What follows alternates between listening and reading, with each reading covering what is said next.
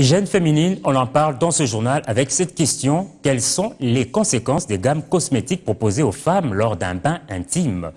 Une experte, allais-je dire, en question de santé y a répondu dans un extrait de la rubrique Entretien que je vous propose de suivre. Mon avis, je le donnerai en tant que médecin, pas en tant que femme. Pourquoi? Parce que nous nous sommes rendus compte que ce n'est pas moi uniquement, c'est l'étude qui a été faite même dans d'autres pays, que les cosmétiques, c'est le marketing. C'est-à-dire, on fait tout pour voir que la chose soit vendue.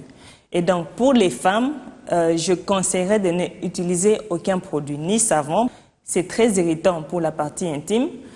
Et les autres cosmétiques que nous retrouvons dans les supermarchés et même dans certaines pharmacies, c'est déconseillé. La façon la plus simple de se protéger, c'est d'utiliser de l'eau. Pourquoi de l'eau? Parce que de l'eau, nous savons qu'il n'y a pas de produits cosmétiques dedans et l'eau, on peut la trouver n'importe où.